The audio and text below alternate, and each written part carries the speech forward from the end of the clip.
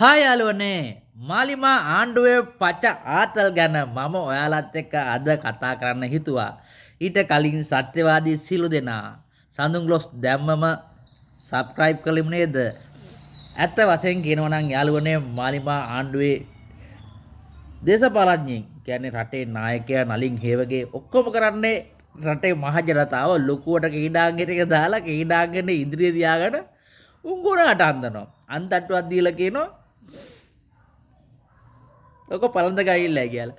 අනේ උණු තහරක් වගේ අප්පුඩි කාලා පළඳ ගන්නවා. ඉතින් ඇයි යන්නේ මේ බොරු කියන්නේ?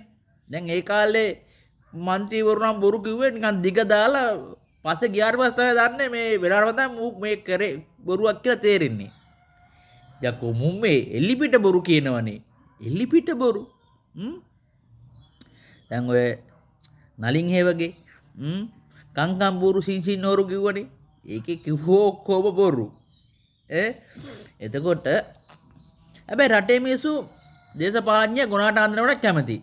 ඒ කැමතික ඡන්දේ ගහන මිනිස්සුත් ඉන්නවා. ඒකට කඩේ යන කක්කිසු දාලා වගේ ගෝතියොත් ඉන්නවා. දීගෙන කඩේ යන ලොන්ඩරි. ඉතින් ඔයගේ සත්තු ටිකක් ඉන්නවා. ඉතින් මේ බොරුව කියන මිනිසුන්ට රට ගොඩ ගන්න පුළුවන් නිත්‍ය ක්‍රමවේදය පේන්නේ නැහැ. මේක තමයි සබහාදාමේ නිගමනය. මේක තේරුම් ගන්න නැති මිනිස්සුද රටේ ඉන්නේ. තේරුම් ගන්න බැරි වුණොත් රටට ආබසරණයි. ඒක තේරුම් ගන්න ඕනේ. එතකොට ජනාධිපතිතුමා මේ නලින් ඒ වගේට මේ කියනවා මේ ආණ්ඩුව ගන්නකොට ඩොලර් මිලියන 20යි රුතුමනේ. එතකොට මේ මාස 4ක් ඇතුළත ඩොලර් මිලියන 6000 ගානකට ඇවිල්ලලු. ඒ කියන්නේ ඩොලර් මිලියන 6100 ගානක්. ඒ කියන්නේ මාස 4ක් 5ක් ඇතුළත ඩොලර් මිලියන 6000ක් ඇවිල්ලා තිනවා. ඒ කියන්නේ මාසෙකට 1200ක් විතර හොයලා තිනවා. පොට සිරි කොහමද? 1210ක් කියමු මාසෙට 10ක් විතර ඉවුවයි කියමු. අම්මන සිරි පට්ට ආණ්ඩුවන්නේ. අඩෝ එහෙම හොයන්න නැන්න මේ ආණ්ඩුව රටේ ණයට ගෙවලා 2028 න් ණය වාරිකක් ගෙවලා මේක සුරපුරයක් කරා ගමන් කරනවා. ටොම්පච කිව්වේ ටොම්පච. එතකොටම ඒ ආණ්ඩුව මේකෙක් කියනවා ආණ්ඩුව ගන්නකොට ඩොලර් බිලියන 5ක් තිබුණලු. ඒ කියන්නේ මිලියන 5000ක් තිබුණලු ගන්නකොට. එකෙක් කියනවා 5000ක් තිබුණලු එකෙක් කියනවා 20ලු. යන්නේ මේ වල්ලා මේ රටේ මහජාතාවන් සිඟිති අතල අර මේ මිනිසුන්ට මේ අන්තට්ටු බලන්දන්නේ ඔළුවල ඡන්දේ ගන්නද? මිනිස්සු ඡන්ද දෙනවද ඔහාලා? අයි ඇත්තට කියන්න දෙයක් නැද්ද? ඊට පස්සේ අර අතිගරු කියන කෑල්ල අයින් කරලා කතා කරනවා එක කියන්නේ. ඉතින් අතිගරු කිව්වයි කියලා මිනිසුන්ට ඇතින පාඩුව මොකද්ද?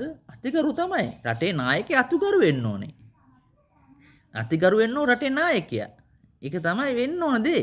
ඉතින් මේ වල්ලන් සිඟිති ආතල් ගන්නවා. එතකොට එකෙක් දාලා තිනවා මේ නලින් ඒ වගේ බොරු කියනකොට අනුර කුමාර ජනාධිපති ළඟ හිටියේ නෑලු. දැන් බේරුපට එකක් කමෙන්ට් එකක් දාලා කියනවා අනුර කුමාර ජනාධිපති ළඟ හිටියේ නෑලු ඒ බොරු කියනකොට. අර හිටියේ නැහැ කියමු. ඒවට අනුර කුමාර උවිත ටොම්පොච්චක් ගාලා තිනවනේ. අනුර කුමාර කිව්ව මොකක්ද දන්නවද? අනුර කුමාර කිව්වා ඩොලර් සංචිතය ලෙල්ලට හිඳලා බින්දුවට හිඳිච්ච රටක් ගාව බාරගත්තේ. ඒ කියන්නේ නලින් ඒ වගේට අඩු ගානේ ඩොලර් බිලියන 20ක් කරේ තිබුණා. අනුර කුමාරට එහෙම එකක් තිබුණේ නැහැ. සතේට හිඳිලා කිව්වා තිබුණේ ආණ්ඩුව බාර ගන්නකොට සංචිත. ඉතින් එහෙම කියලා අනුර කුමාර කිව්වා. ඉතින් එහෙම තමයි ඉතින් මහ එකා පච්ච කියනකොට පොඩි එකා පච්ච කියන ගහන දෙයක් අර තියෙනවනේ. ඒ අර කියනවනේ ඒ කඩේ අර ඉස්කෝලේ මේ ප්‍රින්සිපල් හොඳ වුණාම මෙහෙම දෙයක් වෙනවයි කියලා. හරිද? ප්‍රින්සිපල් පච්චකාරය වුණාම වනිත් ඇවොත් පච්ච විදිනවා. හරිද? ප්‍රින්සිපල්නේ මාළුකට පච්ච විදින්නේ. ඉතින් මේ විදින පච්ච වලට රටේ මිනිස්සු කැමතිද?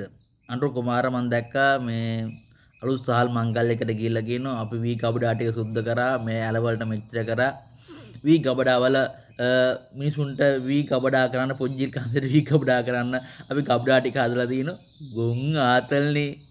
ඉතින් මේ ගොන් ආතල් වලට මිනිස්සු කැමතියි. වී ගබඩා කරන්න මෝල් ඉමියුන්ට ඕන තරම් ගබඩා තියෙනවා. මේ මිනිසුන් ගබඩාව 100% ස්ටොක් එක ගහ ගන්න බෑ. ඒ තරංකාරීත්වය 60%ක් 70ක් තමයි මිනිස්සු වී ස්ටොක් එක ගහගන්නේ. වී 100%ක් ස්ටොක් මෝල් හිමියන්ගේ ගබඩාවල ගහ ගන්න බෑ. ඒ තරම් මේ මිනිස්සුන්ට ගබඩා තියෙනවා. එච්චර තියෙද්දි අනුර කුමාර කියනවා මේ රජේ ගබඩා ටික පුජ්ජල් හිමියන්ට දෙනලු ගබඩා කරන්න. ආතල් ලෝකයයිනේ. ඉතින් ඕව ඇයි සිංගිතය ඇතුල් ගන්නෙ? ඌට එහා දෙයක් නැද්ද? ඒ කියන්නේ රටේ ඒකපුද්ගලික ආදායම ඉහළට ගේන්න පුළුවන්. ඉති ගන්නේ ග්‍රාමීය ජනතාව ආර්ථිකයට බද්ධ කරගන්න පුළුවන් ක්‍රමවේදයක්. හදන්න රටේ ආණ්ඩුවට ක්‍රමවේදයක් නැද්ද? ඒ වගේම අපට අහිමි වන එතකොට ඇමරිකාවට අපනයන භාණ්ඩ වල ගන්න බද්ද ඒක අඩු කරගන්න ක්‍රමවේදයක් නැද්ද? ගාමන් ටික වැහෙනෝ එහෙම වුණොත් එහෙම. ඉතින් මෙන්න මේ ආර්ථිකය ගැන කතා කරන්න පුළුවන් ක්‍රමවේදයක් නැද්ද? රටේ පුංචි මිනිහට කන්න බොන්න දෙන්න පුළුවන්. ඒ කියන්නේ දෙන්න පුළුවන් ක්‍රමවේදයක් නැද්ද? ඒ ක්‍රමවේද වලට එන්න ඕනේ. එහෙම නැතුව ටොම්පච කියලා